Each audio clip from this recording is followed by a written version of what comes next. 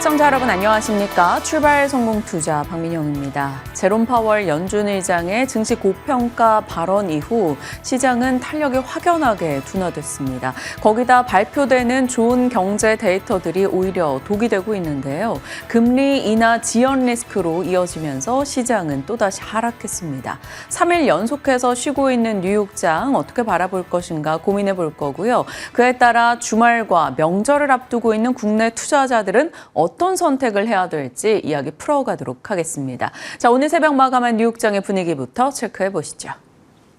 장기적인 뉴욕 증시의 추세가 상승인 것은 분명합니다만 시장이 이렇게 3일 연속 쉬어가다 보니까 단기적인 모멘텀이 조금 꺾인 건가 하는 불안감이 또 엄습해 옵니다.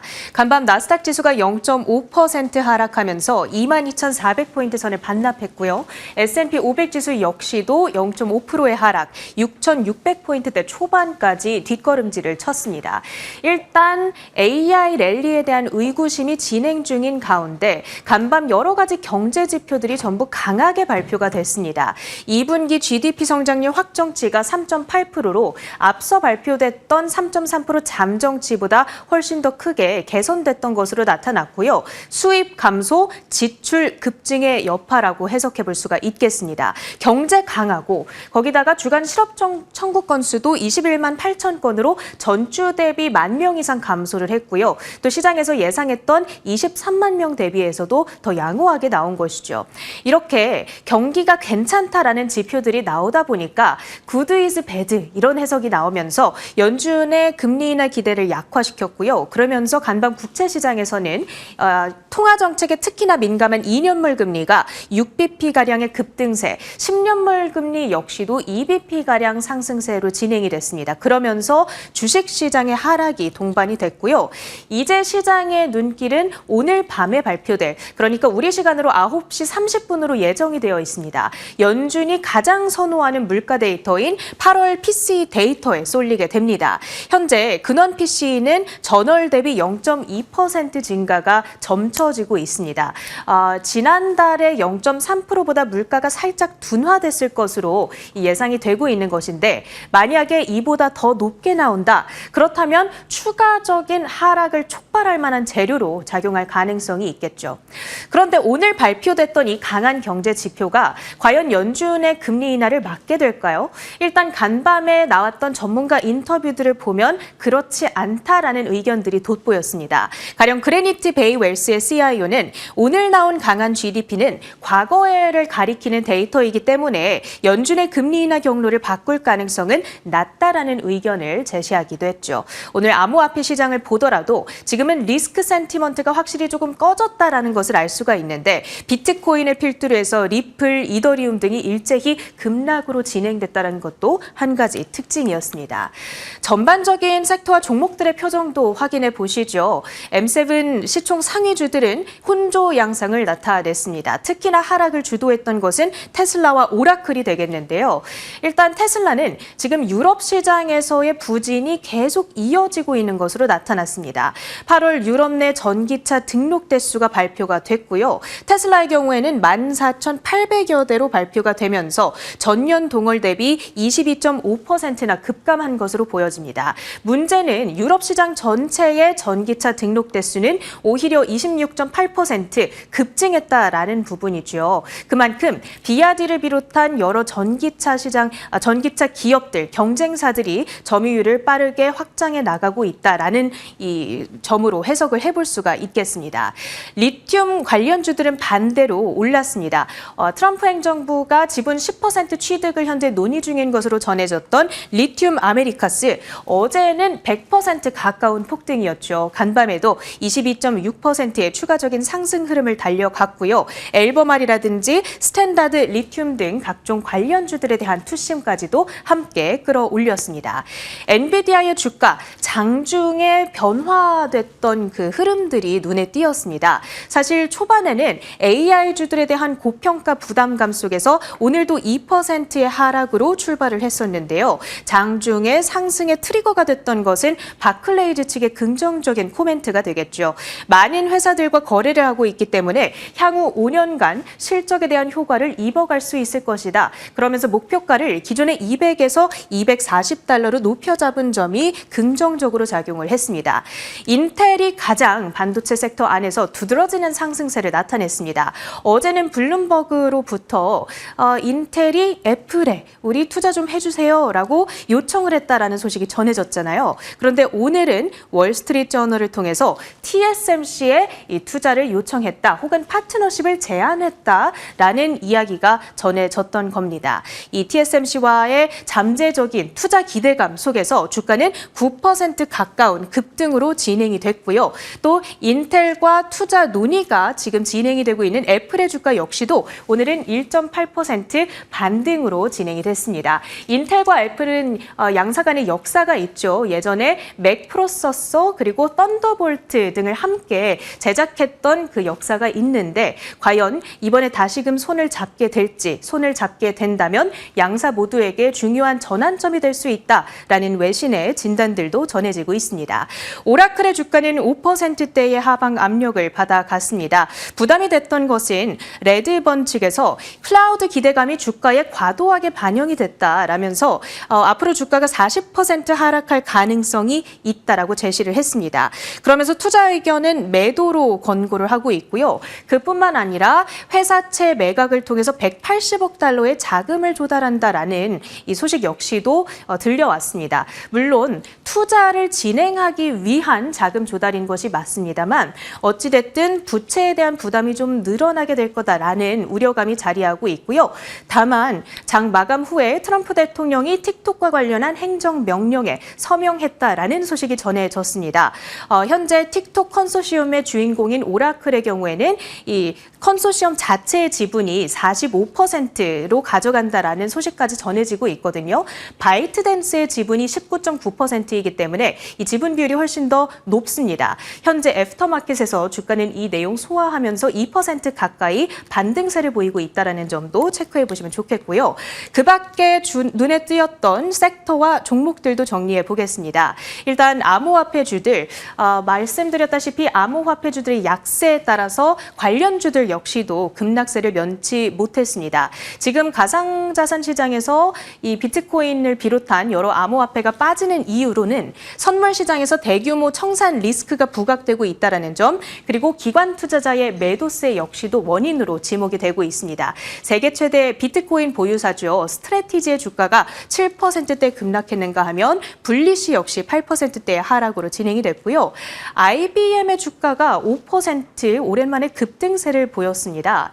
HSBC 측에서 간밤 한 가지 어나운스먼트를 냈는데 이 IBM의 양자 컴퓨터를 이용해서 알고리즘 트레이딩 실험에 성공했다. 이게 어떤 실험이었냐? 이 채권 시장에서 기업 회사채의 호가 그리고 거래성사 확률을 예측하는 실험이었다고 합니다. 그러니까 기존의 방식 대비했을 때 이 양자 컴퓨터 기술을 적용했더니 정확도가 34%나 개선됐다라는 이 내용의 리포트가 올라왔고요. 이렇게 된다면 금융업계에 있어서 양자 컴퓨터 기술이 도입될 수 있는 첫 번째 실험적 증거가 제공됐다. 이런 평가들도 전해지고 있습니다. 금융인의 입장에서는 걱정이 되기도 하는 한편 또 기대가 되고 설레기도 하는 소식이지 않을까 싶은데요. IBM의 주가는 급등했던 반면에 다른 양자 컴퓨터 관련주들은 급락으로 진행이 됐습니다. 그 이유가 IBM의 기술력이 이렇게 높아지면 질수록 경쟁 우려감은 불거질 수밖에 없기 때문이겠죠. 특히 그동안 많이 랠리를 했던 아이온큐와 D-웨이브의 주가가 5% 안팎의 하락으로 진행이 됐습니다. 히토류 관련주들 상승의 온기는 여기에서 좀 찾아볼 수 있을까요? 트럼프 정부의 원자재 전략 강화 기대감 속에서 MP 머티리얼즈가 특히 8% 급등했다라는 것도 하나의 포인트로 삼아보시면 좋겠습니다. 어제 쉬어갔던 우리 증시, 뉴욕 증시의 영향을 어떻게 받아갈지 또 자체적으로 주목해봐야 될 이슈로는 어떤 것들이 있는지 민영 앵커 받아주시죠. 한 이거래간 국내외 시장 흐름이 그렇습니다. 새로운 모멘텀은 없는 가운데 주말이 다가오고 있다라는 점에서 조금의 경계감이 나왔던 것 같아요. 그 이면에는 당연히 단기적으로 많이 올라온 피로감도 있겠죠. 양지수 어제 뉴 모멘텀 없이 경계감 속에 하락으로 끝났습니다. 연준 위원들이 금리 인하에 대한 신중한 모습을 보여주고 제롬 파월 연준 의장의 증시 고평가 발언 등이 나오면서 금리 인하 지연 리스크가 대두됐습니다. 이로 인해서 바이오 등에서 차익 실현이 이거래일간 강하게 나왔고요. 대미 협상 불확실성 이슈가 지속되고 있죠.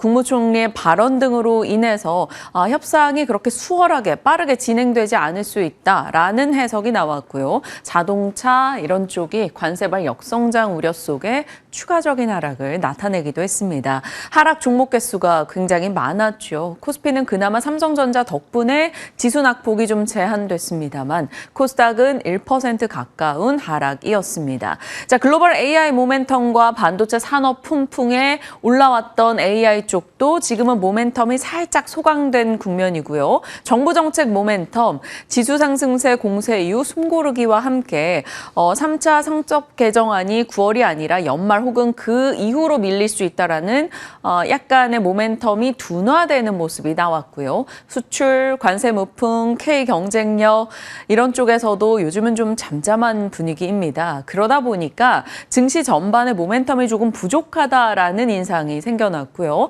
한미 협상 불확실성, 환율의 불안정성, 1,400원 위에서 가파르게 변동을 주고 있는 원달러 환율에 따라서 시장의 불안감이 확대되고 있고요. 오늘 발표될 미국의 PCE 물가지수와 다음 주에 이제 시작될 긴 명절 연휴에 대한 경계가 짙게 드러났던 어제장이었습니다. 그럼에도 불구하고 이렇게 지수가 숨고르기 하는 가운데서도 또 다른 성장주들이 어제는 강하긴 했는데요. 물론 이들의 연속성을 담보할지는 모르겠습니다. 일단 어제장은 말씀드렸던 대로 단기적인 선택지 역할을 2차전지가 해줬죠. 테슬라의 3분기 인도량이 늘어나고 CATL의 중국에서 신고가, ESS 초과 수요라는 것이 한 번 더 확인이 됐죠. 거기다가 트럼프 행정부의 리튬 아메리카스에 대한 10% 지분 인수 이슈, 이로 인해서 리튬 관련주들 함께 강했습니다. 물론 중국의 탄산 리튬 가격은 하락 중입니다. 그래서 2차 전지도 어제는 순환매 성격으로 올라가는 종목들이 곳곳에 있었고요. 9월에 가장 강력하게 꾸준하게 연속성을 띠는 섹터가 바로 로봇이 아닌가 싶습니다. 어제도 로봇이 추가 순환을 이뤄줄지 상대적으로 못 갔던 로봇주를 자극하는 뉴스들을 살핀 바 있었는데요. 어제 로봇 뉴스가 많았어요. 산업부가 이족보행 로봇을 비롯해서 이 40건의 산업융합 규제 샌드박스 승인 이슈가 있었고요. 삼성전자의 홈로봇 볼리에 대해서 특허 신청 관련한 뉴스가 있었죠. 거기다 한국로봇산업진흥원에서 로봇을 적용할 현장의 데이터를 확보하는 데 나섰다라는 소식이 결국 스마트 팩토리, 산업 자동화 이런 쪽을 더 자극할 수 있는 해석으로 이어졌고요.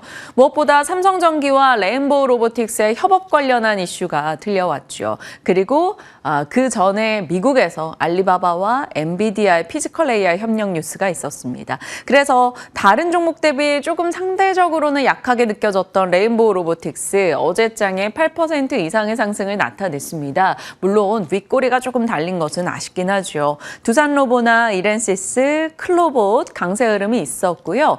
알리바바 때문에 중국 관련한 로봇이 조금 주목을 받으면서 어제 이 시간에 버넥트 이런 종목들이 워낙 못 갔기 때문에 단발적으로 테마성 관심을 받을 수 있다 이렇게 말씀을 드렸었는데 버넥트가 어제 한 10% 이상의 상승으로 마감이 됐습니다. 하지만 말씀드린 대로 정말 테마성으로 일단 움직인 것이기 때문에 긴 장중의 윗꼬리가 달리기도 했죠. 그 외에 조금 생경한 종목군들 로봇주로 어제 시세를 내기도 했습니다. 자, 그리고 어제 시장에 엄청난 이슈를 잡아먹었던 것은 바로 네이버 쪽입니다. 네이버 파이낸셜과 두나무 포괄적 주식 교환 추진을 하고 있다 이런 보도가 나왔습니다. 두나무가 네이버 페이에 100% 자회사로 들어가게 된다는 내용이었죠. 이렇게 된다면 네이버 같은 경우는 영업이익, 순이익을 엄청나게 안겨주는 두나무를 자회사로 품게 되는 것이어서 실적에 대한 개선 기대감이 있어 어제 주가가 10% 이상이나 네이버가 뛰었습니다. 네이버의 상승, 이것이 바로 지수를 방어해줬다라고 해도 과언이 아닐 만큼요. 어제 네이버로만 거래 대금이 3조 4천억 정도 나왔습니다. 반면에 두나무 측에서는 나스닥의 단독 상장을 꿈꿨었는데 일단 그 실망으로 비상장에서 이제 급락하는 형태가 나왔죠. 시장에서는 네이버와 두나무의 이러한 움직임을 두고 원화 스테이블 코인 진출을 위한 것이 아니냐 이런 해석이 나왔고요. 어제 네이버 결제 코인 종목들의 강세가 있었습니다. 그 외 테마로는 말씀드렸던 구리 관련주 그리고 유가 알래스카 관련주 상승이었고요. 생각지 못한 자전거 종목이 올랐더라고요. 삼천리 자전거 이런 쪽이요. 이건 또 무슨 이슈인가 하고 들여다봤더니 미국이 세계 최대 자전거 회사 중 하나 대만의 업체의 자전거 수입을 금지시켰다라는 소식이 들려오고 있습니다. 그냥 이슈 정도로만 체크해 주시죠. 자, 이렇게 또 다른 성장주가 강세를 기록했으나 금리에 대한 불편함이 있기 때문에 사실 연속성을 담보할 수 있을까 걱정되긴 합니다. 자, 네이버. 어제 이제 스테이블 코인 관련한 기대 뉴스로 올라갔지만 사실 저희는 그전부터 9월 내내 네이버에 대해서 살폈던 바가 있었습니다. 8월 26일 주요 기업의 AI 도입이 가속화되고 있는데 AI 에이전트, AI 소프트웨어 쪽이 다른 AI 밸류체인보다 하반기 너무나 못 갔었다라는 점을 짚었었고요. 국가전략위원회가 출범했을 당시에도 네이버, 카카오 등을 살펴봤었죠. 그리고 9월 8일 이쪽도 금리 인하 수혜주로 봤을 때 한화나 미래에셋에서 보고 있는 네이버페이 사업 확장과 디즈니와의 협업 이슈, 그에 따라 목표가가 이 정도 나오고 있다라는 점을 저희가 추적했습니다. 9월 10일에는 국내 플랫폼이 AI 에이전트를 내재화한다면 결국에 네이버 등을 봐야 되는 게 아니냐라는 것에서 하나증권의 목표가 32만 원을 소개했던 바가 있었죠. 네이버가 9월 살짝 올라오다가 잠잠했었는데 어제 강력한 재료가 등장하며 9월 상승률 18%로 이렇게 단숨에 올려놨습니다. 지금 네이버를 달구고 있는 한 세 가지 장작으로 볼 수 있는 건 AI 에이전트, AI, 그리고 스테이블 코인이 추가된 것이고 웹툰 모멘텀도 디즈니와 함께 계속 협업 이슈가 나와서 같이 바라볼 수 있겠습니다. 어제장에는 네이버와 두나무 이슈였죠. 세계 3위 가상자산 거래소 두나무, 그리고 국내 1위 페이 쪽 네이버페이. 네이버 파이낸셜 원화 스테이블 코인을 발행하고 두나무가 거기에 블록체인 기술을 지원하고 업비트가 이것을 유통하는 쪽에 대한 시장의 기대치가 나왔죠. 이에 대한 얘기는 완전히 새로운 얘기는 아닙니다. 9월 18일 미래에셋증권의 보고서에도 내용은 얼추 들어가 있었는데요. 네이버와 업비트, 스테이블 코인을 함께 손잡아 사업을 할 경우에는 2030년 막대한 수익이 날 수 있다라는 내용이었었고요. 네이버 페이로 스테이블 코인을 결제할 경우 인프라 비용이 발생하지 않아서 비용 개선도 클 것이다. 인터넷 업종 4분기에 바스켓으로 매수가 가능하고 탑픽은 단연 네이버다라고 이야기하고 있습니다. 물론 네이버 측에서는 확정된 바 없다라는 공시 답변을 내놨죠. 그런데 사실 무근이다라고는 하지 않았기 때문에 시장은 그래도 뭔가 진행 중이구나라는 기대는 가져가고 있습니다. 자, 저녁에 속보성 뉴스로서 두나무 고위 관계자가 두나무 주주들께서도 실망스럽게 보실 일은 아니다 이런 얘기를 내놨는데 사실 이런 말을 했다라는 것에서 지금 뭔가 꽤 구체적으로 진척되고 있나라는 기대를 가져볼 수가 있겠죠. 일각에서는 네이버 파이낸셜 그러니까 네이버 페이 쪽을 상장할 수도 있다라는 얘기도 순차적으로 등장하고 있습니다. 자, 네이버 지금부터 또 매수로 접근해도 될지 아니면 명절 지나고 조정시 매수 관점일지 아니면 그냥 보내줘야 되는 종목인지 잠시 후에 전략 챙겨보도록 하겠습니다. 그리고 스테이블 코인에 대해서는 미나 앵커가 자세하게 잠시 후 브리핑해 주겠습니다. 자, 뉴욕으로 가보죠. 뉴욕도 정체된 분위기였습니다. 그나마 반도체가 낙폭을 줄였다. 이 정도만 우호적이었네요. GDP 성장률이 좋았었고요.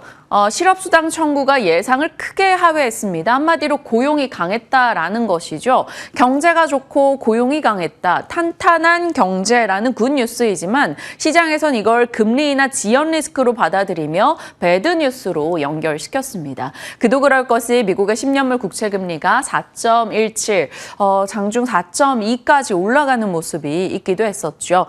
이후에 정부의 셧다운 가능성도 남아있는 상황이어서 여러모로 좀 부담스러운 요소에 시장이 초점을 맞췄습니다. 그러면 좋았던 쪽은 어디였을까요? 일단 트럼프 행정부가 관심을 두고 있는 분야가 괜찮았습니다. 리튬, 우라늄, 그리고 인텔 등이 되겠네요. 그래서 리튬주들 올랐고요. 인텔도 정부와 엔비디아, 애플, TSMC 각각의 지분 유치, 투자 유치의 이야기가 계속 나오고 있어서 인텔이 상승했습니다. 인텔의 이러한 시세 측면이 국내랑 만약에 연결된다면 코미코라던가 PSK 이런 인텔 관련주 쪽은 체크가 필요하겠죠. 우라늄주도 미국에선 좋았습니다. 다만 원전주는 떨어졌고요. 그 밖에 특징주로도 보면 사실 기댈 요소가 별로 없는 것 같아요. 테슬라 유럽 판매량이 부진했고 BYD보다 너무 못 팔리고 있다. 이런 얘기 속에 하루 만에 하락 전환했고요. 오라클도 고평가 우려 속에 매물이 나왔습니다. 다만 오라클은 시간 외에서 틱톡의 사업권을 미국이 인수하는 것에 대해 트럼프 행정부가 행정명령을 내렸다라는 것에서 일단 1.5% 반등을 주고 있습니다. 아이온큐가 꽤 내렸죠. 앞서 체린 앵커가 말씀 주신 내용도 있었습니다만 투자자 마틴 슈클레리가 아이온큐의 장밋빛 미래는 미친 소리다. 이런 얘기를 꺼내놓으면서 많이 올랐던 이 종목의 차익 실현 심리를 조금 자극했습니다. 비만 당뇨 쪽도 노보노디스크, 일라이릴리 모두 다 하락하면서 그다지 우호적으로 기대볼 만한 뉴스가 많이 없었던 하루였습니다. 그래도 엔비디아가 낙폭 줄여서 상승 마감을 했다라는 것 정도만 체크해 보도록 하죠. AI, 미국도 국내도 많이 올라왔고 그 밸류체인이 덩달아 함께 갔고 그래서 살짝 쉬어가는 분위기 속에 의심을 자극하고 있는데요. 아직은 의심보다는 관심을 더 유지해야 될 것 같다라는 시각이 꽤 나오고 있습니다. 한국투자증권의 오늘 아침 보고 내용 중에 한 줄 요약입니다. AI 성장 촉진 이벤트가 남아있고 기업의 대규모 투자가 지속되고 있다라는 것이죠. 여기에 플러스 알파로 정부의 어떤 이야기들이 나올지 모른다라는 가능성도 열어둬야겠습니다. 한국투자증권의 간략한 AI 밸류체인 정리에다가 투자뉴스 7에 나왔던 종목들 얘기를 한 번 더 얹었습니다. 칩 장비 쪽에 우리가 아는 종목들, 조금 굵직한 종목들 위주로 넣었고요. 데이터 센터 며칠 전에 자세하게 개별 종목 정리해 드렸었죠. 전력기기, 에너지 전력, 소프트웨어 로봇, 그리고 종합 쪽으론 네이버, 카카오 등을 볼 수 있겠습니다. 어찌됐건 시장의 관심이 아직까지는 AI 밸류체인 내에서 돌고 있고 국내 모멘텀에 조금은 더 초점을 맞추고 있다. 이렇게 살펴갈 수 있겠습니다. 자, 미국과 한국이 조금은 주말이나 명절 혹은 금리에 대한 불편함으로 인해서 지수 자체가 정체된다면 그리고 주도 역할을 해줬던 종목들이 살짝 쉬어가는 시간이 있다면 함정남 차장님의 전략대로 빠른 테마 순환장이 전개될 수 있습니다. 실제로 최근 들어서 테마의 순환은 굉장히 빠르게 진행되고 있죠.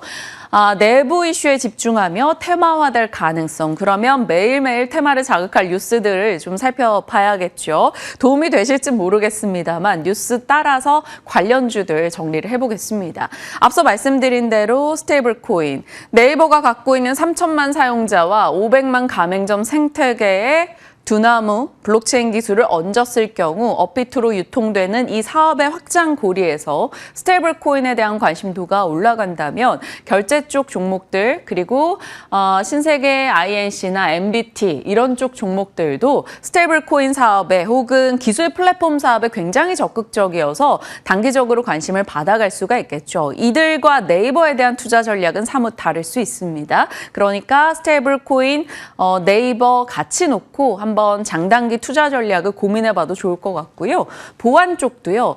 일전에 자주 전해드린 내용인데 정부의 전산망에 대해서 거의 4분 30초마다 해킹 시도가 있다고 하죠. 그런데 개인정보 유출 8월에 3천만 건을 돌파했다라는 소식이 들려오고 있습니다. KT와 롯데카드 사태를 제외한 데이터인데 3천만 건을 돌파. 그만큼 개인정보 유출이 많았다라는 것이고요.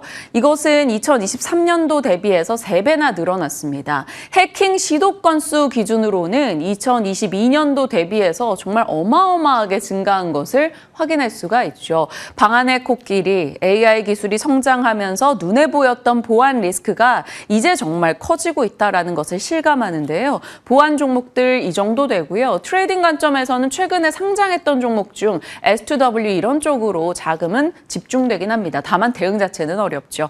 자, 속보 뉴스로 트럼프가 틱톡 사업권 인수 확정하며 행정명령 서명했다라는 뉴스가 있었죠. 그래서 일단 틱톡의 공식 파트너십이나 광고 대행사 등을 빠르게 정리를 해봤고요. 요 정도 체크를 했으니까요. 참고용으로 확인해 주시길 바랍니다.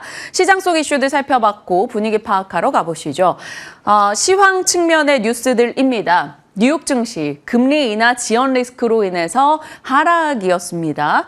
명절 전이고 주말 전이고 모멘텀이 좀 부재한 점 아쉽죠. 자, 뉴욕 거래소에서 그래도 한국의 이재명 대통령이 한국에 마음 놓고 투자하라며 한국 주식의 세일즈 움직임을 보였습니다.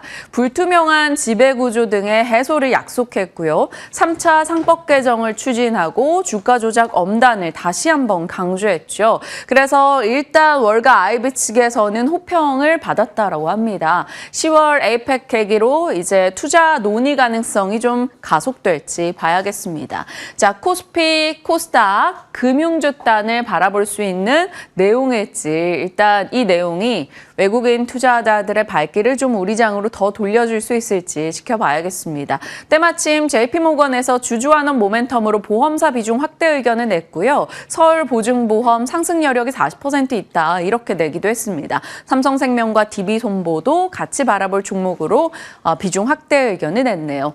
자, 업종 뉴스로는 밥안로에 대한 고민, 바이오 반도체 로봇인데요. AI 반도체가 반등을 줬습니다. 하지만 강력하진 않았다라는 점에서 아직은 인텔 중심의 이슈화된 시세 정도고요. 9월 뉴스가 제일 많았고 시세 연속성은 1등이었던 로봇주 순환이 계속 돌고 있는데 쉬어갈지 어떨지 봐야겠습니다. 바이오는 금리가 불편합니다. 3일 연속해서 조금 부진한데 그래도 개별 모멘텀 등은 차곡차곡 남아있는 상황이라서 지켜봐야겠죠. 알테오제는 오늘 아침 이런 뉴스가 있었고요. 삼성 바이오 에피스는 키투르다 시밀러 개발을 가속화하고 있다. 이런 뉴스 등이 전달되고 있습니다. 아직까지 뭔가 애로 기술 이전 계약 이런 소식은 추가적으로 나오고 있지는 않지만 10월, 11월, 12월 계속해서 바이오 학회 일정 등이 있기 때문에 그 부분은 개별 종목별로 보유하신 분들의 체크가 필요해 보입니다. 원전은 튀르키예와 미국 원자력 협정 체결 이슈가 있었는데 우리가 미국과 같이 무엇을 할 수 있는가를 좀 고민해 봐야 되고요. 네이버와 두나무 그리고 테마건심 보안 요 정도 체크 가능하겠습니다. 시장 쪽 이슈들 들여다봤고요. 섹터 뉴스 들어갑니다. 미나앵커 스테이블코인 오늘 자세히 살펴주신다고요? 네, 그렇습니다. 제가 이 시간 스테이블 코인에 대해서 다뤄드리는 것은 이번이 처음인 것 같은데 가끔 이렇게 주식시장을 보다 보면 세대와 시대가 정말 빠르게 바뀌는 것 같다라는 생각도 듭니다. 전일장 스테이블 코인 관련 종목들의 시세가 폭발적으로 나타났죠. 보시면 그 무거운 네이버가 11%대 강세를 나타냈고 이미 이 호재성 이슈에 대해서는 들으셨겠지만 잠시 뒤에 조금 더 자세하게 다뤄볼 예정이고요. NHN KCP 같은 경우에도 27%대의 급등 흐름으로 마감한 가운데 뱅크웨어 글로벌은 29.9%로 상한가로 마무리를 짓기도 했습니다. 그리고 아래 이제 관련 종목들의 주가 흐름도 견조하게 나왔는데요. 이 안에서 과연 진짜 수혜주는 어떤 것일까? 시장이 확장이 되면 될수록 끝까지 살아남을 종목은 어떤 것일지 오늘 좀 힌트들 얻어가 보시면 좋을 것 같습니다. 다시 한번 이쯤에서 보는 왜 스테이블 코인이 시장의 주목을 받기 시작했는가 그 이유를 좀 살펴보고 넘어가 볼 텐데요. 시티 인스티튜트에서는 스테이블 코인이 금융시장에 있어서 챗 GPT 순간을 맞이할 것이라고 평가를 했습니다. 결국 지금 이 시대에서 이 시장에 스테이블 코인이 주목을 받는 이유는 혁신적이고 효율적이기 때문인데요. 스테이블 코인이 갖고 있는 가장 큰 강점은 효율성입니다. 그리고 결제 수수료를 절감할 수 있다는 차원에서 조금 더 효율적으로 접근성이 높다라는 차원에서 강점을 갖고 있는 만큼 지금 글로벌 기업들, 월마트라든지 쇼피파이 등이 이러한 스테이블 코인 시스템을 활발하게 도입하고 있다는 점도 하나의 큰 트렌드로 주목해 볼 만한 대목입니다. 시장 규모도 함께 체크해 보시죠. 스테이블 코인 시장 규모는 앞으로 더 커질 것이라는 것이 증권업계 전문가들 그리고 이 업계 전문가들의 컨센서스입니다. 2028년까지 지금 전망이 되고 있는 규모는 약 2조 달러로 한화로 봤을 때는 약 2,700조 원이 넘는 규모라고 보시면 되겠고요. 5년 전에 스테이블 코인의 시가총액은 48억 달러로 한화로 약 6조 원에 그쳤지만 지금은 폭발적으로 성장했다는 점도 눈여겨봐야 하는 트렌드가 되겠습니다. 그리고 올해 7월을 기준으로 봤을 때 거래액도 전년 대비 무려 119% 증가하면서 어쨌든 시장에서는 반응을 나타내고 있다는 점에서 다시 한번 투자자들의 관심이 그리고 열기가 뜨거워질 수 있다는 점을 기대해 볼 수 있겠죠. 글로벌 흐름과 전체적인 큰 흐름들 그리고 빅플로우에 대해서 좀 살펴보겠습니다. 글로벌적인 시각으로 살펴봤을 때는 우선 미국의 발자취를 먼저 파악을 해봐야 됩니다. 가장 뜨거웠던 이슈인 지니어스 법안이 미국에서 통과가 됐고 그리고 최근에는 이 클래리티 법안이라고 암호화폐 시장 구조법에 대한 기대감도 덩달아 떠오르고 있는 상황입니다. 이제 상원을 통과할 것이라는 기대감이 높아지고 있고요. 공화당에서는 2026년을 기준으로 시장 구조 체계를 마련하는 것을 목표로 두겠다라고 밝힌 상황입니다. 그리고 전문가들은 만약에 클래리티 법안까지 통과가 된다면 지니어스 법안보다 그 파급 효과는 더 클 수도 있다라는 전망을 제시하고 있기 때문에 우리가 지금 봐야 하는 가장 큰 흐름 자체는 암호화폐를 어떻게든 활용하려는 시도가 글로벌적으로 나타나고 있다는 점이 되겠죠. 그리고 국내에서는 이러한 흐름에 어떻게 어느 속도로 발자취를 맞출 것인가가 하나의 관전 포인트가 될 것으로 보입니다. 지금 증권가에서는 스테이블 코인 관련 기업은 미국에서 발행이 되고 한국에서는 아마 결제 측면을 활용할 것으로 전망이 된다. 그러니까 스테이블 코인 시장이 커질 때 우리나라 기업 중에서는 PG사라든지 결제사를 위주로 살펴보자라는 관점이 계속해서 나오고 있습니다. 그리고 현재 국내 상황을 먼저 살펴보자면 디지털 자산기본법이 발의가 됐고 지금 국회에서는 원화 스테이블 코인 도입에 속도를 내겠다라고 밝힌 상황입니다. 그리고 4건의 관련 법안을 발의한 상황인데 그 세부적인 내용도 함께 참고해 보시면 좋을 것 같고요. 민주당에서는 지금 가상자산 관련 제도를 개선하기 위해서 그리고 입법에 속도를 내기 위해서 디지털 자산 TF를 공식적으로 출범했습니다. 그러니까 우리나라에서도 이 분야에 대해서 속도를 내서 발걸음을 맞춰가겠다라는 시도가 나오고 있기 때문에 이러한 플로우도 체크를 해보셔야 될 것 같고요. 금융위원회에서는 오는 10월 2단계 가상자산법을 국회에 제출할 예정입니다. 다만 지금 이제 한 가지 관건은 한국은행에서 이 필요성 자체를 부정하는 것은 아니지만 거시적인 관점으로 미쳐질 파급 효과는 조금 더 예민하게 살펴볼 필요가 있다면서 원화 스테이블 코인 발행에 대해서는 지금 신중한 스탠스를 보이고 있기 때문에 우리나라에서 지금 스텝 바이 스텝으로 가려는 움직임이 나타나고 있지만 이게 실질적으로 만들어지는 시기는 언제가 될 것인가는 앞으로도 조금 더 지켜봐야겠습니다. 글로벌적으로 그리고 우리나라의 빅플로우 그리고 현황 함께 살펴봤는데 이런 시점에서 기대감이 꺼질랑 말랑 할 때 그리고 이거 그냥 좀 미뤄지는 거 아닌가 하고 회의적인 마음이 들어오려고 할 때 네이버와 두나무가 어제 또 큰 이슈를 터뜨렸죠. 그 내용들을 자세하게 살펴볼 텐데요.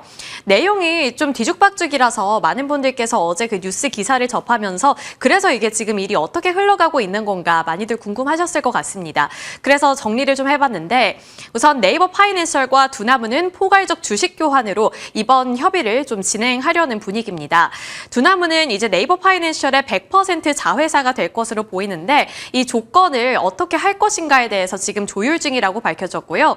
아직까지는 추가 협력 사항이 확정된 것은 없는 상황입니다. 그래서 추가적으로 나오는 보도 내용이라든지 업데이트되는 내용에 따라서 다시 한번 반응이 나올 수도 있다는 점, 그리고 그에 따라서 뭔가가 바뀔 수 있다는 점은 염두에 두셔야겠고요.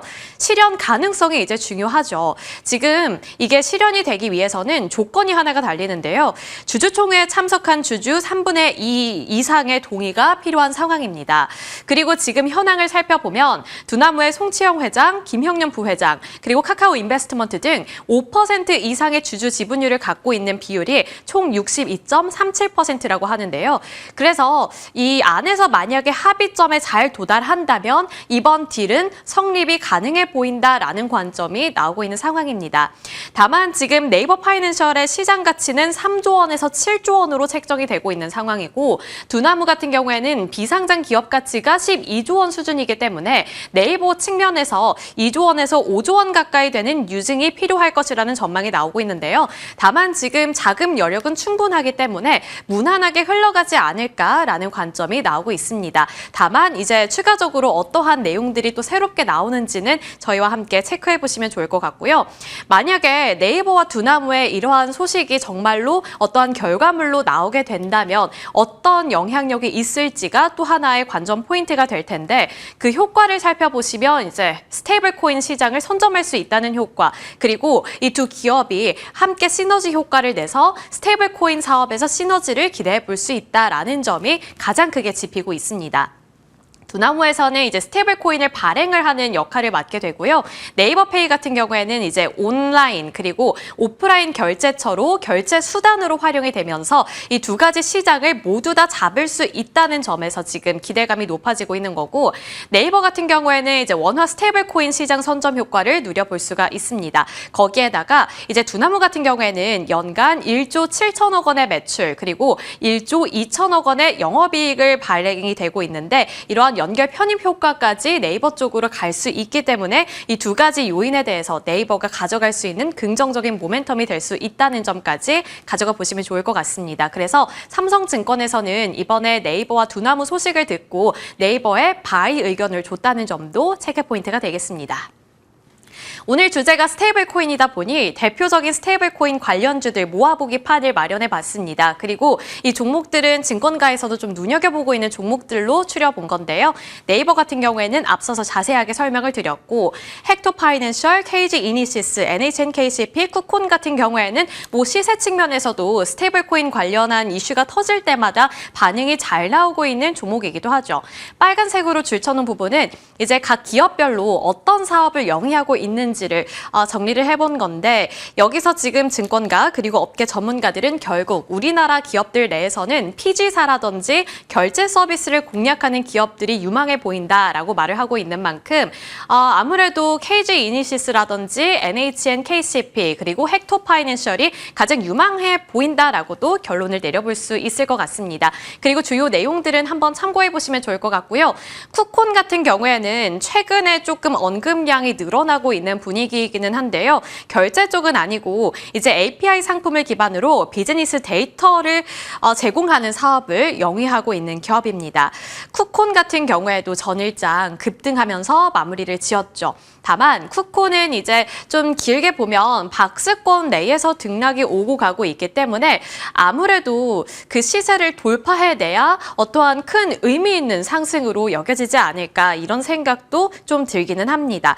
다만 이제 스테이블 코인 시장이 확장이 되면 될수록 쿠콘 같은 경우에는 진짜 그 대표적으로 콩고물이 떨어지는 종목이라고 볼 수가 있습니다. 소비자들 그리고 PG사들을 모두 다 연결시켜주는 다리 역할을 하는 그러한 기업이기 때문에 시장이 일단은 확장이 되어야 어떠한 유의미한 결과가 나오지 않을까, 이러한 부분들도 참고를 해주시길 바라겠습니다. 자, 특징주 살펴보겠습니다. 앞서서는 이제 대표 관련주들이었고, 오늘 특징주는 이제 뭐 증권사에서 7월부터, 그러니까 7월이 스테이블 코인 관련 종목들의 시세가 폭발하기 시작했던 때인데 7월부터 지금까지 꾸준히 언급되고 있는 종목들, 그리고 그 내에서도 결제사 관련 종목들을 먼저 준비해봤습니다. 왜냐하면 지금 결제사 쪽으로 가장 큰 수혜가 예상된다는 전망들이 나오고 있기 때문인데요. 우선 그 안에서 NHNKCP와 헥토파이낸셜이 꾸준히 업데이트가 되고 있는 종목입니다. 그래서 이 두 가지 종목에 대해서 살펴볼 예정이고, 최근 들어서 언급량이 조금 증가하고 있는 쪽은 쿠콘과 네이버인데 그 부분은 앞서서 설명해 드렸으니까요. 그 정도로만 참고해 주시길 바라겠습니다. 먼저 NHNKCP인데요. 스테이블 코인 생태계 형성에 필요한 종합 결제사다라는 평가가 나오고 있습니다. 그리고 올해 2분기 기준으로 국내 피지 거래액 점유율은 27%를 기록했고, 지금 실적이라든지 거래 대금이라든지 그러한 부분에서도 플러스권에 지금 머물러 있기 때문에, 들어가 있기 때문에 이러한 부분들도 상당히 고무적이라고 평가해 볼 수 있을 것 같습니다. 그리고 온라인 쇼핑 거래액이 반등함에 따라서 다시 한번 성장기에 돌입할 가능성이 짚히고 있는 상황이고요. 기존 오프체인 그리고 새로운 블록체인을 연결하는 서비스를 제공해서 초기 가맹점을 확보할 수 있다는 점, 그리고 유통 확산을 담당할 것이라는 전망이 나오고 있습니다. 여기서 우리가 가져가 볼 수 있는 투자 포인트는 스테이블 코인 시장이 늘어나고, 만약에 온라인 쇼핑 거래액이 더 활성화가 된다면 가맹점 수가 늘어나면서 이쪽 NHNKCP 쪽으로 떨어지는 수혜도 상당히 크지 않을까, 이러한 부분들이 되겠죠. 그리고 NHNKCP 같은 경우에는 PG 사업 그리고 벤 사업을 영위하고 있는데, 이게 이제 이런 사업에서 머무르는 게 아니라 글로벌 지급 대행 그리고 정산 사업으로 확장이 될 수 있다라는 부분을 꼭 기억해 보셔야겠습니다. 왜냐하면 이게 바로 스테이블 코인이 가장 유망하게 여겨지는 영역이기 때문에 스테이블 코인 시장이 활성화되고 만약에 잘 활용이 된다면 글로벌적으로 확장을 하는 NHNKCP가 가장 도드라지지 않을까에 대한 가능성도 짚히고 있는 거죠. 이어서 헥토파이낸셜입니다. 헥토파이낸셜도 강점이 상당히 많은 기업입니다. 은행망과의 연계가 지금 되게 탄탄하게 잘 마련이 되어 있고 정산에 특화되어 있다는 장점을 갖고 있는데요. 그래서 스테이블 코인 인프라를 구축하는데 많이 활용이 될 수 있을 것이다라는 전망이 나오고 있는 겁니다. 지금 국내에서는 23개 은행망 연계 뱅킹을 하고 있고, PG 외환 서비스를 기반으로 연간 1,200조 원 규모의 현금 거래 처리 규제 컴플라이언스 역량을 보유하고 있다는 점이 부각되고 있는 상황입니다. 그리고 소비자와 가맹점, 발행사를 잇는 유통사 역할을 할 수 있을 것이라는 기대감, 거기에다가 모회사 지갑 사업자를 인수할 경우에 블록체인 생태계에 진입을 하게 되면서 신규 서비스를 확장할 수 있을 것이다라는 전망이 짚히고 있습니다. 그리고 빨간색으로 줄쳐놓은 이유는 이 부분을 가장 눈여겨봐야 한다라는 증권가 코멘트 나오고 있기 때문인데요. 결국에 이 신규 서비스라는 것은 글로벌적으로 시장을 확장시킬 것이라는 기대감인데, 앞서서 NHN 봤을 때와 마찬가지로 이제 결제 대행사 그리고 뭐 정산이라든지 그러한 부분들에서 조금 더 두각을 드러낼 수 있을 것이라는 기대감이 헥토파이낸셜 쪽으로도 유입이 되고 있는 겁니다. 그리고 다수 글로벌 PSP사 크로스보더 정산 파트너라는 점도 강점으로 부각이 되고 있으니까요. 이 두 가지 종목이 정말 시장이 확장됨에 따라 주가도 함께 확장이 될 수 있을 것인가, 이것도 하나의 큰 관전 포인트가 될 수 있을 것 같습니다. 자, 스테이블 코인 시장은 어쨌든 다양한 국가에서, 미국뿐만 아니라 유럽도 그렇고요. 우리나라에서도 활발하게 법안을 마련하려는 시도가 나타나고 있는데, 시장이 커진다면 가장 큰 수혜 그리고 끝까지 갈 종목은 과연 어떤 종목일지, 미리 잡아볼 수 있는 종목은 어떤 종목일지 저희와 함께 전략 세워보시길 바라겠습니다.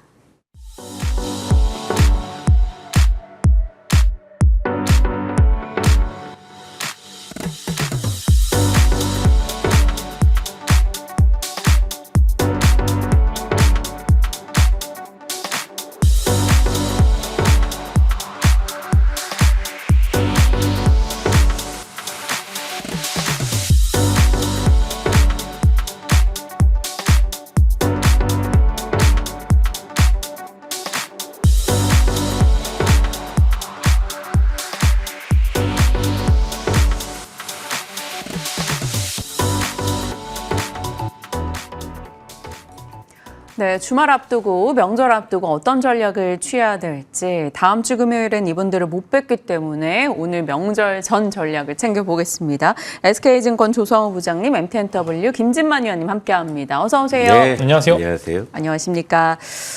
진만쌤, 지금 시장이 얼추 우리가 막 기대했던 여러 가지 모멘텀들을 거좀 다 반영을 했고요. 새로운 모멘텀이 없는 상황에서 관세 관련한 협상 불확실성 혹은 국채금리 약간의 불편함, 조정을 감내해야 될지 어떨까요? 사실 이제 9월에 맨날 시장이 안 좋다고 했잖아요. 다들 이제 9월에는 뭐 주식을 팔고 기다리고 10월에 사야 된다라고 이제 하셨던 분들이 많은데 긍정의 시각으로 보면은 생각보다 9월이 괜찮았고 이제 막판에 나오는 여러 가지 이슈들이 좀 소화를 못하면서 쉬어가는 부분들이 있는데 여전히 외국인들 수급이 생각보다 괜찮은 점, 그다음에 특정 섹터와 답지가 명확하다는 점은 결국에는 올라갈 종목들을 사셨을 때와 혹은 이제 이 밸류가 너무 높은 거 아니야라는 그런 생각되는 종목군들 사신 분들만 제외하면은 답지는 명확하고 쉬어감에 그렇게 크게 불안하지 않을 섹터만 공략할 필요가 있다라고 생각이 되고 있고요. 이제 제가 오기 전에 이제 저번 주부터 조금 봤던 이슈 중에 하나가 이제 좀 유태계 쪽에서 로시 하샤나랑 그다음에 이제 키루프라고 쉬는 날이 이제 유태계 쪽에서 있었는데 그래서 일반적으로 로시 하시냐는 9월 22일부터 9월 24일 밤까지 보통 유태인들이 이때 주식을 매도를 하고 쉬러 갑니다. 그 어떤 이제 행사 혹은 이제 종교적인 이슈로 조금 이제 문을 닫는 이제 그런 모습들이 나왔다가 키프루라고 10월 1일부터 시작이 돼서 다시 주식을 매수하는 시간이다라고 했는데 이게 진짠가 하고 제가 2년 3년에 봤는데 거의 9월 22일부터 살짝 조정이 나오고 그다음에 10월 초부터 다시 이제 올라가는 모습들을 많이 보여주고 있습니다. 근데 보시면은 새로운 악재가 있는 게 아닙니다. 기존에 있었던 여러 가지 재료들이 다시 한번 고점에서 출회를 하면서 조금 불안한 모습들을 보여주고 있는 거 사실이기 때문에 얼추 10월 초 오히려 이제 의외로 다음 주 월요일, 화요일 개인 투자자들이 오히려 매도를 할 때 기관과 외국인들이 매수할 수 있다는 점을 말씀을 드리면서 답지는 명확합니다. 기본적으로 반도체는 여전히 유효하고요. 실제로 요 한 이틀 정도 시장이 쉬어감에도 불구하고 반도체 쪽에 급하게 외국인들 자금들이 들어가고 있는 것도 포착이 되고 있습니다. 반도체는 지금 사이클, 즉 이제 4년마다 오는 빅사이클의 초입 구간을 지나가는 구간이라서 많이 오른 거 아니야라는 그런 여러분들의 의문들을 전혀 걱정하지 않으셔도 된다라고 제가 강력하게 바이콜을 외칠 수 있다라고 생각을 하고 있고요. 떨어지면은 매수할 만한 종목들이 너무나 많습니다. 지금 보시면은 정말로 물 만난 고기처럼 마이크론 실적 발표 때 마이크론이 실적 발표 이후에 왜 빠졌냐라고 이제 물어보시면은 마이크론은 HBM 시장에서 거의 도태됐다라고 저는 표현을 했습니다. 거기에다가 디램과 낸드도 점유율이 뺏겼던 부분들이 포착이 되고 있기 때문에 이렇게 되면 삼성전자, 하이닉스의 밸류 값을 조금 더 쳐줘도 될 것 같다라고 저는 생각을 하고 있고 이제 목요일날 오후장 보시면은 정말로 반도체 소부장 쪽에 급하게 외국인들 자금들이 들어가는 것도 봤고요. 어제 또 실제로 장이 좀 밀리긴 했습니다만 반도체 쪽으로 외국인들 자금들이 들어가는 모습들이 포착이 돼서 묻지마 반도체만 매수하셔도 되고 굳이 다른 쪽으로 눈을 돌리지 않으셔도 이것만 사셔도 크게 지장이 없다라고 좀 말씀을 드리면서 다만 이제 조금 불안한 거는 지금 환율 문제들이 조금씩 튀어나오고 있습니다. 그리고 새벽에도 이제 이재명 대통령이 조금 이제 뉴욕 쪽 가서 한국 쪽 K 주식을 세이지한 부분들이 있는데 그와 맞물려서 이제 3,500억 달러를 선불로 넣어라 뭐 이런 이제 깡패 같은 짓을 좀 하고 있어서 이런 부분들 때문에 환율 리스크만 제외하면은 지금 반도체 쪽은 걱정할 필요가 없다. 굳이 지금 다른 섹터 볼 필요는 없고 다른 sek터 볼 때 상대적으로 조정 시 너무 좀 불안한 측면 혹은 이제 탄력적인 측면에서 빠질 때 조금 이제 자금 이탈이 많이 보일 수 있을 만한 부분들이 있기 때문에 그냥 이쪽만 지켜보시는 게 좋을 것 같다 말씀을 드리도록 하겠습니다. 네, 수급적인 이야기도 해주셨고 일단 빠질 때 편안하게 접근할 수 있는 섹터로만 보자라는 것에서 반도체 예시 들어주셨어요. 잠시 후 반도체 탑픽 종목군들 섹터 이야기에서 더 이어가도록 하겠습니다. 자, 조성우 부장님이 현재 시장 판단 어떻게 하고 계시는지 이제 명절 앞두고 있는데 부장님이라면 포트를 어떻게 꾸리시겠어요? 대충 짐작이 되시지 않을까 싶은데. 다 팔자고요? 아니, 다 팔진 않지. 다 팔면 반도체만 남기고? 아니, 좀 이제 뭐 일부는 남겨놔야 되는데 일단 뭐 답하는 건 너무 극단적이잖아요. 예, 그런 얘기해도 뭐 먹히지도 않을 거고. 다만 이제 요즘에 여러분들도 느끼시다시피 이제 시장이 좀 난이도가 조금 높아지고 있어요. 그러니까 좀 대응이 좀 어려운데 이유야 여러 가지가 있죠. 뭐 그동안 좀 많이 오른 피로감도 얘기 나오고 또 뭐 파월 연준 의장의 뭐 좀 이 고평가 이런 뭐 발언들 어쨌건 지금 많이 오른 상황에서 좀 이제 긴 추석 연휴를 좀 앞두고 있다 보니까 시장의 전체적인 심리가 이제 호재보다는 좀 악재 쪽에 조금 민감해지는 그런 구간인 것 같은 그런 상황이죠.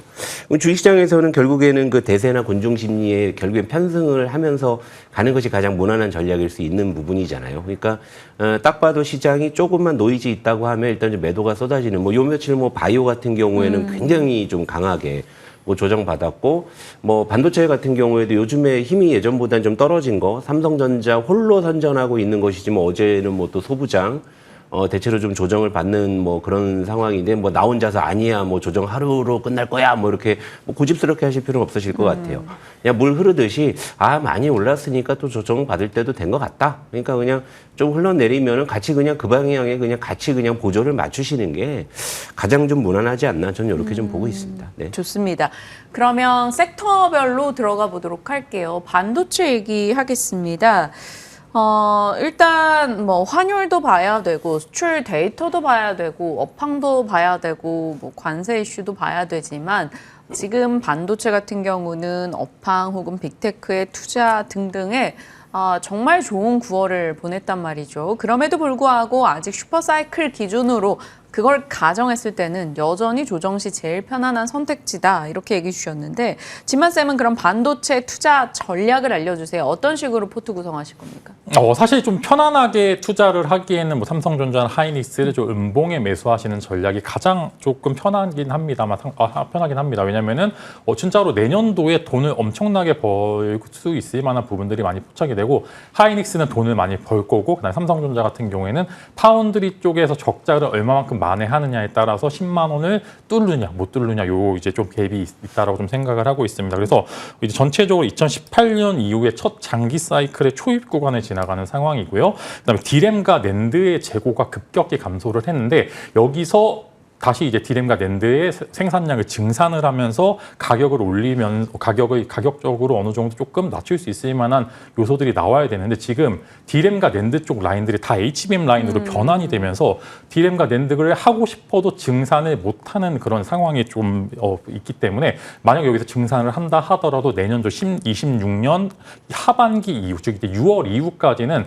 공장을 늘릴 수 없을 만한 부분들이 많이 나오고 있기 때문에 그만큼 예전에 사이클 한번 여러분들이 분명히 즐겨셨던 분들도 많고요. 이 좀 하락 사이클에 좀 손실을 많이 보신 분들도 있는데 여기서 디램 낸드 재고가 급격하게 올라가거나 아니면 가격적으로 갑자기 급락을 하는 경우 혹은 이제 전체적으로 데이터 센터 쪽 수요가 줄지 않는 이상은 전 그냥 편안하게 반도체는 음봉 나올 때마다 계속 매수하시는 전략을 쓰시면은 그냥 그 편안하게 좀 올라갈 수 있고요. 지수적인 문제만 제외하고는 외국인들이 또 오히려 급격하게 반도체 쪽으로만 몰릴 수 있다라고 말씀을 드리면서 사이클 산업의 무서운 점은 우리가 22년도 말부터 23년도 초중반까지 2차 전지 빅사이클이 왔었을 때 이게 여기까지 올라도 되냐 싶을 정도로 엄청나게 2차 전지 종목들이 올라가는 걸 보셨습니다. 네. 근데 다른 종목과 섹터들은 오히려 그때 엄청나게 안 좋았었는데 반도체 만약에 사이클이 오면은 올해 말부터 내년 초까지는 요 종 섹터만 올라가게 되는 경우도 존재할 수 있습니다. 그래서 저라면은 지금 그냥 만약에 편하게 보시려면은 삼성전자와 하이닉스를 그냥 사셔서 삼성전자는 10만 원, 하이닉스는 40만 원에서 45만 원의 목표가를 제시를 드리면서 음봉이 나올 때마다 매수하시는 전략을 써보시면 좋을 것 같고요. 소부장 쪽에 대한 여러 가지 전략들은 이따 제 전략 또한 소부장 관련된 밸류 체인으로 한번 가져와 봤기 때문에 이따 네. 좀 한번 집중적으로 설명을 해드리도록 하겠습니다. 한 줄 정리, 반도체 음봉 나올 때마다 매수하며 모아가자. 일단 대형 두 종목은 10만 전자 40만 닉스의 목표가 달아주셨고 소부장에 대해서는 끝자락에 한번 또 탑픽 종목들을 어떻게 꾸려주실지 열어보도록 하겠습니다. 사실 그동안 테크윙이나 워닝머티리얼즈, 하나머티리얼즈 이런 종목들 많이 말씀해 주셨었고 좋은 수익이 나 있는데 그 종목에 대한 강조일지 신규 종목일지 기다려주시죠. 자, 이제 조성호 부장님의 반도체 전략, 워낙 반도체를 빠르게 얘기 주셔서 또 강력하게 얘기 주셔서 같이 호흡하신 분들도 많으실 텐데 반도체에 대한 지금의 종목 전략은요? 아직 또 긍정적이긴 한데, 근데 이제 우리 김진만 위원님께서는 이제 뭐 길게 보는 관점에서 반도체를 말씀하시지만, 저는 봄부터 길게 봐왔기 때문에 저는 사실 봄부터 본 시점보다는 그리 길지는 않아요. 그건 무슨 얘기냐면, 예를 들면 이제 6만 원 이하에서 삼성전자를 계속 말씀을 드렸는데, 어느새 이제 지금 뭐 8만 6천 원까지 이제 올라왔기 때문에, 예를 들면 6만 원부터 끌고 오신 분들은 이제 굉장히 좀 뭐 누적으로 좀 괜찮은 수익을 이제 얻고 계실 거예요. 그런데, 삼성전자 이제 지금 뭐 9만 전자, 10만 전자 또 찬가들이 쏟아지고 있는데, 자, 현재 구간에서 이제 뭐 9만 원, 10만 원 가면 삼성전자의 추가 수익은 뭐 기대가 되겠지만은, 제가 봄부터 이제 말씀드렸던 그 시점을 기준으로 했을 때 지금부터는 기대 수익을 더 높게 갖고 가지는 않습니다.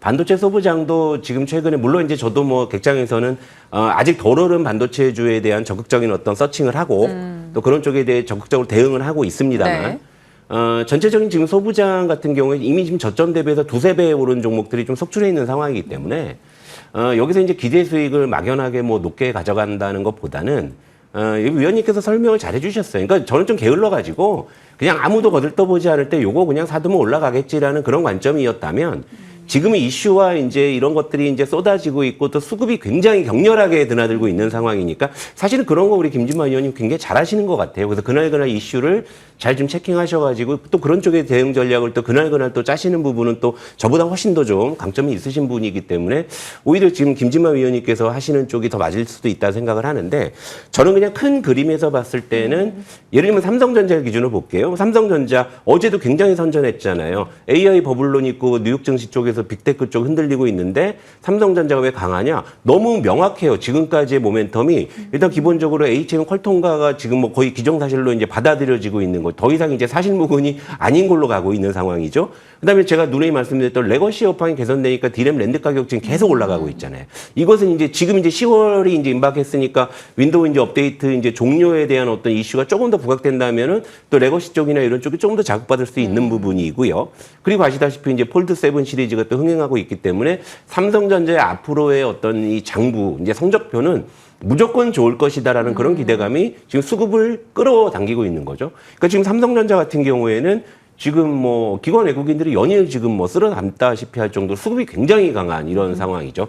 다만 이제 고민은 뭐냐면, 삼성전자가 이렇게 선전해 버리게 되면 오히려 지수 왜곡이나 착시가 발생한다라는 점이죠. 어제 같은 경우도 삼성전자와 또 일부 또 2차 전지가 선전을 해주면서 지수는 뭐 버텨줬는지 모르겠습니다만 체감 지수가 굉장히 안 좋아지는. 그러니까 제가 앞서서 이제 시장 판단을 말씀드릴 때도 연휴를 앞두고서 굳이 무리할 필요가 없다라고 말씀드리는 게, 지금 시장 자체의 지금 난이도가 좀 높아지고 있고 지금 질이 좀 떨어지고 있는 이런 부분이거든요. 근데 이제 그런 어떤 중심에 또 삼성전자가 있다라는 점은 또 고민거리 중에 하나이긴 하죠.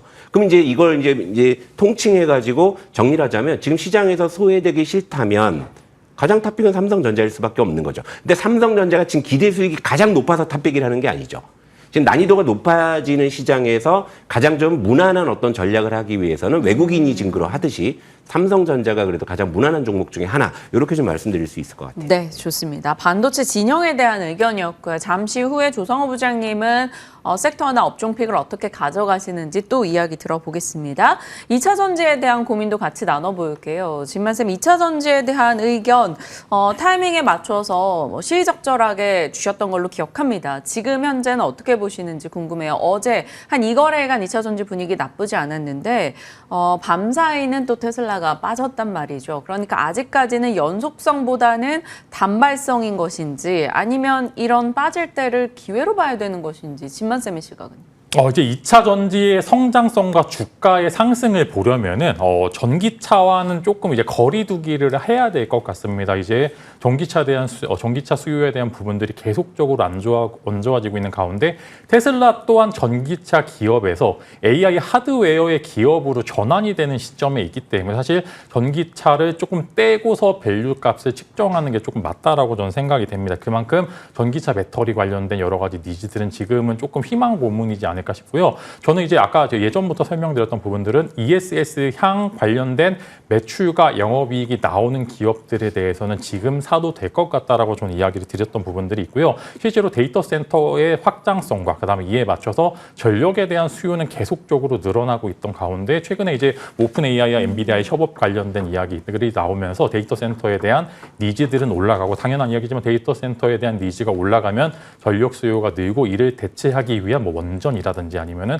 여러 가지 에너지원에 대한 니즈들이 올라갈 수밖에 없는 것도 사실인데 2차 전지 쪽을 지금 보시려면 ESS양 매출이 나오느냐 안 나오냐를 기점으로 얼마만큼 이제 테마성 이슈로만 볼지 아니면은 밸류 값을 볼지를 보시면 좋을 것 같고요. 네. 다만 예전처럼 뭐 LG 에너지 솔루션이 55만 원, 60만 원에 간다. 요거는 저는 불가능하다라고 판단이 되고 그렇게 갈 거야라고 이야기하는 거는 조금 이제 직무유기라고 보기 때문에 다만 이제 룸을 봤었을 때 LG 에너지 솔루션 기준으로 해서 여기서 20%의 상승률 정도는 올해 하반기까지 보여줄 수 있을 거다라고 생각이 됩니다. 그래서 네. 내가 만약에 LG 에너지 솔루션 신규 매수하기는 지금도 나쁘지 않은 자리, 즉 이제 오히려 추석 전날에 매수하는 것도 나쁘지 않은 생각이다라고 말씀을 드리겠고요. 다만 상승 룸이 정말로 50만 원, 60만 원이 가기보다는 내가 지금 50만 원, 55만 원에 LG 에너지 솔루션을 갖고 계신 분이라고 하면은 40에서 45만 원을 목표 타겟으로 잡아서 추가 매수하기 좋은 구간. 그다음에 신규 분들께서는 10만 원 정도의 10% 정도의 기대 수익을 좀 편안하게 보실 수 있을 만한 부분들이다라고 생각이 되고 있습니다. 그래서 사실 뭐 조선이나 방산, 원전 쪽이 너무나 올라서 오히려 진짜 노이즈 나올 때 매수하시는 전략 쓰시면 좋겠습니다만 지금은 사실 조방 원전에 대해서는 가격적인 메리트가 빠졌었을 때를 제외하고는 여기서 돌파 나오기는 조금 어려운 부분들이 있기 때문에 이 대체제로서 오히려 바닥권이 잡힌 2차 전지 쪽을 관심 가져보셔도 좋을 것 같다라고 말씀을 드리면서 뭐 기대 엄청나게 산업이 올라가기보다는 그래도 어느 정도 저점 방어와 상방이 열린 쪽 기업 쪽으로 보시면 좋을 것 같고요. 네. 여전히 이제 LG 에너지 솔루션과 삼성 SDI 뭐 많은 기업들이 있겠습니다만 손실을 덜 볼 수 있을 만한 기업들 하방이 막히고 상방이 열릴 만한 기업들 이 두 종목밖에 없다라고 말씀을 드리겠고요.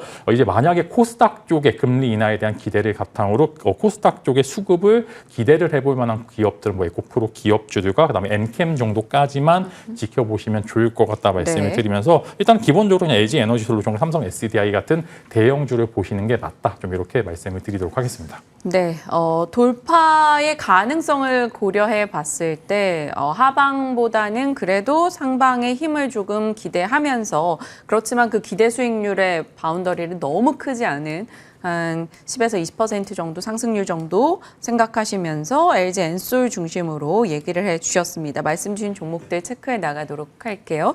자, 조성호 부장님은 2차 전지 시각 어떻게 가져가십니까? 전 솔직히 지금 2차 전지는 좀 악재 우위 구간이라고 보기는 해요. 그게 이제 지금까지 주가 흐름이 그걸 좀 증명을 뭐 하기는 했고, 뭐 굳이 찾아보자면 뭐 미국에서 이제 전기차 보조금이 뭐 폐지가 되는 부분들이 있고, 또 이제 그 여파인지 모르겠습니다. 일본의 일부 자동차 업체가 이제 미국에서 전기차 생산을 뭐 중단한다. 그러니까 이제 이런 부분들이 분명히 전기차 쪽에 좀 어떤 2차 전지 쪽에 주가를 좀 누르는 요인이라고 보는데 어제는 또 생각보다 좀 좋은 흐름을 좀 보이죠. 그러니까 오르니까 또 이유 찾을 수 있는 것이 또 시장이기도 한데 뭐 어제 같은 경우에는 뭐 테슬라의 뭐 인도량 증가라든지 뭐 CATL이 뭐 중국에서 신고가 같다.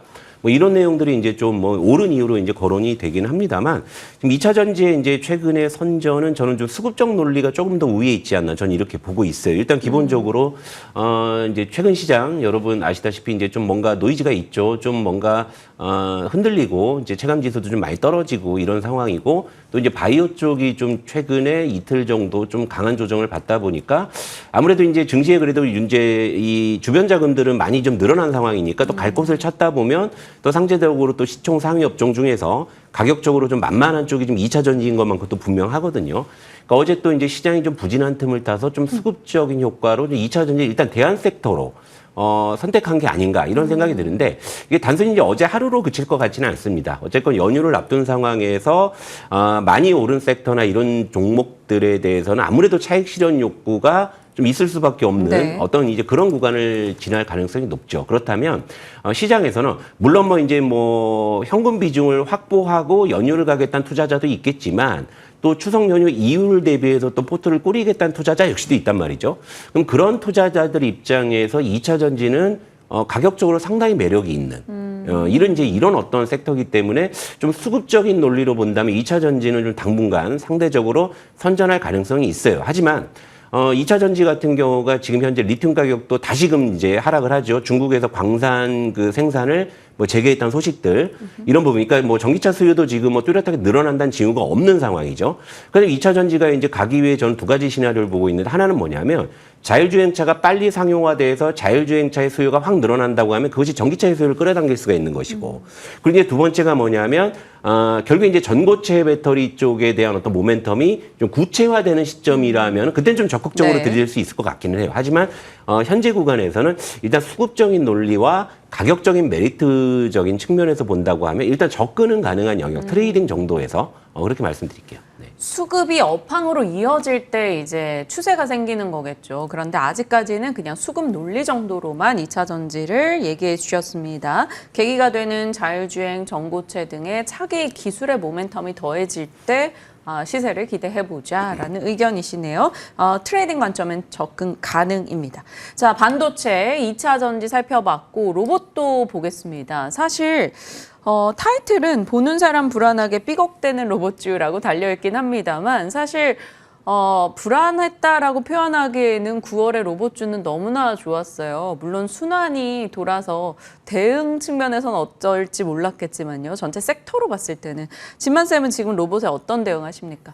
일단 로봇주들이 좀 상승이 많이 나왔습니다. 그래서 사실 살짝 불안한 부분들이 있고요. 다 같이 으쌰으쌰하면서 로봇 쪽으로 다 전체적인 종목들이 다 올라가기보다는 개별적인 모멘텀과 이슈에 따라서 올라가기 때문에 로봇주 좋대라고 했는데 내 로봇주들은 안 가는 경우도 꽤나 많이 포착이 되고 있으면, 즉 중구난방의 시장이고요. 그날 개별적인 이슈 따라서 상한가가 가는 종목도 있는 반면 수급을 뺏겨서 음봉 전환하는 종목 기업들도 있는 그런 모습들을 많이 보여주고 있는데, 슬슬 단기 고점에 대한 여러 가지 부분들이 분명히 포착이 됩니다. 오늘 같은 날 사실 로봇주들이 조금 시세가 안 좋게 출현할 가능성이 훨씬 더 큰 부분들이 있는, 그만큼 기대감으로만 올랐던 종목과 섹터들이 많기 때문에 이게 사실 이렇게 이제 미국 쪽에서 매크로 쪽 노이즈가 나오고 국내 쪽에서 수급이 빠져나갈 때 가장 큰 약점을 보여줄 수 있는데, 그만큼 이제 아직은 저는 지금은 매수하기에는 그렇게 좋은 시간은 아니다라고 생각이 됩니다. 전체적으로 봤었을 때 로봇주들은 잘못 고르면 재미없을 수도 있다, 이렇게 관점에서 말씀을 드리겠고요.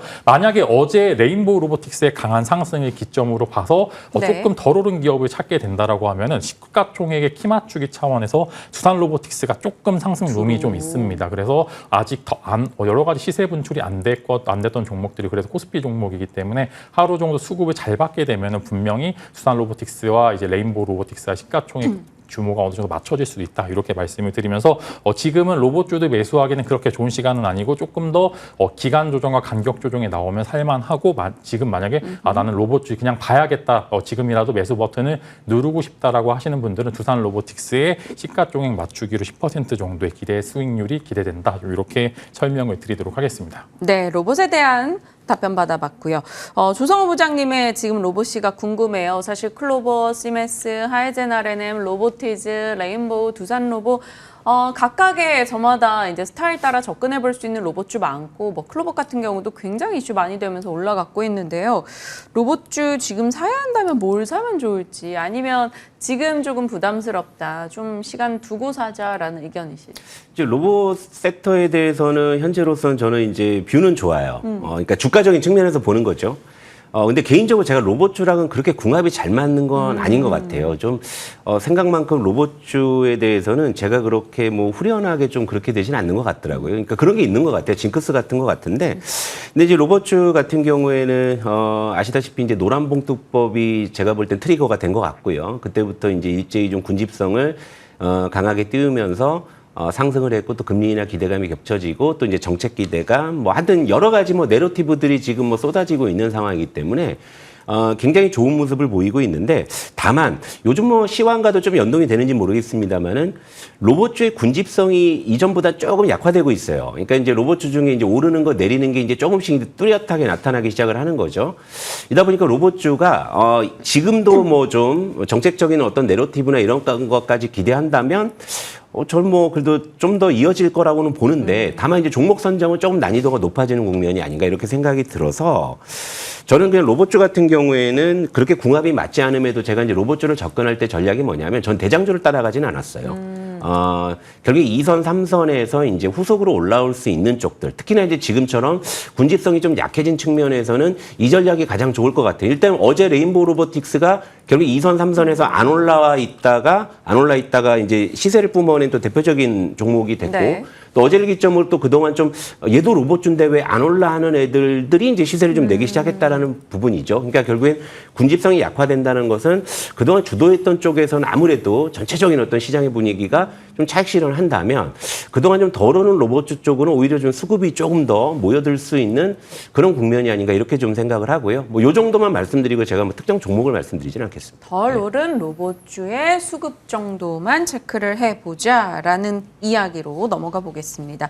자, 이제 그러면 픽으로 가볼게요. 진만쌤은 반도체 앞서 대장주에 대한 의견은 주셨고 소부장 탑픽을 어떻게 꾸리십니까? 네, 다들 뭐 삼성전자, 하이닉스 아예 좋은 건 알겠지만 좀 사기 어려운 부분들, 그다음에 탄력적인 측면에서 조금 이제 좀 개인 투자자들의 실은 참여를 자극하기 어려운 부분들이 있어서 저는 이제 눌리면 반드시 담아야 될 반도체 3선이라는 테마에 맞춰서 3종목 정도 가져와 봤고요. 제가 오늘 가져온 종목은 TLB와 심텍, 그다음에 제가 이제 요번 사이클에서 처음 이야기를 드리는데 하나마이크론을 여기서 추가적으로 말씀을 드리면서 이들의 각각의 장단점이 다 있는 것 같습니다. TLB 같은 경우에 소캠에 대한 여러 가지 긍정적인 시그널을 기반으로 해서 상승 룸, 그래서 이제 매출과 영업이 급격히 늘어날 수 있을 만한 구간에 진입이 되어 있습니다. 그래서 TLB 같은 경우에는 다음 주 정도부터 해서 한번 여러분들이 신규로 한번 모아보시면 좋을 것 같다라고 말씀을 드리겠고요.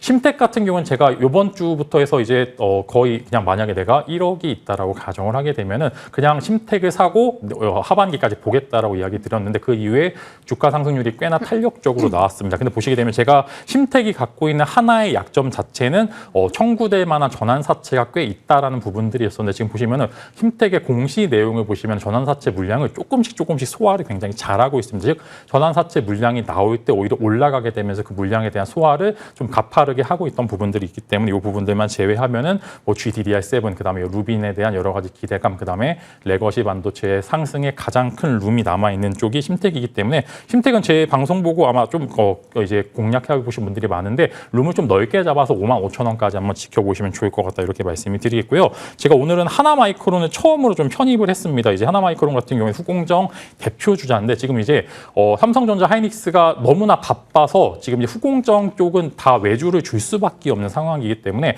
그만큼 이제 하나마이크론 여태까지 좋았던 부분들만 지켜보시게 되면 현재 룸 자체에서 한 20% 정도의 추가적인 기대 수익률이 예상이 되고 있기 때문에 요 3종목 정도는 만약에 다음 주 화요일까지 조금 어느 정도 반도체 쪽 조정이 있다라고 하면은 관련돼서 한번 정도 여러분들이 관심을 두셔도 좋을 것 같다라고 말씀을 드리겠고요. 오늘 이제 TLB, 심텍, 하나마이크론에 대한 스토리 왜 제가 이 3종목을 하반기 때 공략을 해봐도 좋을 것 같은지 궁금하신 분들께서는 지금 하단부에 나가고 있는 QR코드 카메라 들고서 찍으시면은 제가 이제 왜 이 3종목을 간택을 했는지 여러분들에게 알려드릴 예정이니까 늦지 않게 들어오셔서 좋은 정보 많이 받아가시면 좋을 것 같습니다. TLB, 하나마이크론, 심텍으로 추려주셨어요. 심텍 같은 경우는 이미 일전에 말씀을 주셨었죠. 8월 29일 유망주였기도 합니다. 9월 달 잘 누렸는데 추가적인 전략을 업데이트해 주신 거고요. 하나마이크론 신규 편입주로 말씀해 주셨네요. 자, 이제 조성원 부장님과 함께 저희 시장 전략 혹은 탑픽 듣고 싶어요. 그리고 가능하시다면 네이버 얘기도 해주세요. 아, 네이버요? 네이버 제 아픈 손가락이었는데. 그래도 제가 이제 좀 관심 있게 보는 대형주 중에서 가장 좀 더딘 애였는데, 어쨌든 네이버는 요점만 말씀드릴게요. 우리나라에서 매년 사상 최대 실적을 경신하는 몇 안 되는 기업임에도 불구하고 그거 이외에는 딱히 매력을 못 느낀다는 시장 반응 때문에 네이버에는 무언가 킥이 필요해. 라는 반응이었죠. 근데 네. 어제 그 킥이 나온 거예요. 이제 두나무를 품는다는 거죠. 당장 두나무가 걷어들이는 1년 영업이익 한 1조 원 정도 되는데 그걸 벌써 장부의 연결로 편입한다는 그 자체에 또 시장이 좀 열광한 것 같은데요. 그러니까 네이버는 그동안 이제 공부는 잘하는데 매력은 없다라는 그런 어떤 이제 이미지를 불식시킬 수 있는 내러티브가 드디어 등장을 한 거죠.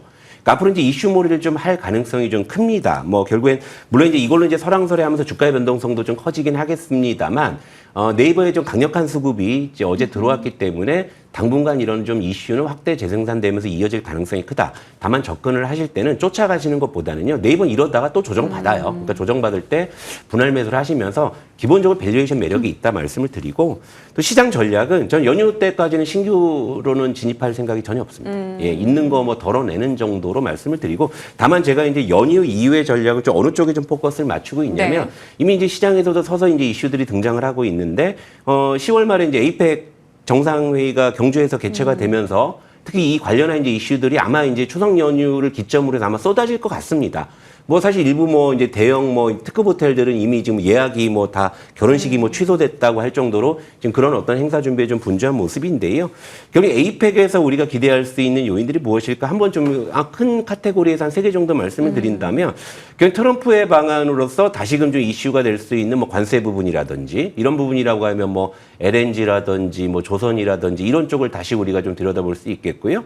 또 시진핑도 굉장히 오랜만에 또 방한을 하게 되죠. 그렇다면 또 중국 소비주 쪽, 또 이제 아니나 다를까 이제 다음 주부터는 중국인 단체 관광객의 무비자 입국이 이제 시행이 되는 거기 때문에 또 이제 국경절 또 연휴와 우리 추석 연휴가 겹치기 때문에 요 관련한 또 입국자 동향들이 또 연휴 지나서 반영될 가능성이 있고 또 이제 여기에 이제 여러분들도 관심 많으실 테지만 결국에 이제 북미 대화, 네. 북한 문제 이런 부분들이 결국에 이제 에이펙을 기점으로 해가지고 이슈가 좀 수면 위로 좀 이제 많이 좀 확대 재생산이 될 수 있는 그런 어떤 가능성이 크기 때문에 저는 연휴 이후는 좀 이런 쪽에 일단은 좀 포커스를 맞추고 있다. 그리고 이제 요 관련한 부분에 대한 어떤 관심 노트는 제가 이제 연휴 끝나고 나서 지시해드리겠습니다. 알겠습니다. 예고까지 해주셨으니까요. 연휴 이후에 관련해서 이 내용 한 번 더 업데이트해 보도록 하겠습니다. 두 분과 함께 시장과 종목에 대한 의견 받아봤습니다. 고맙습니다.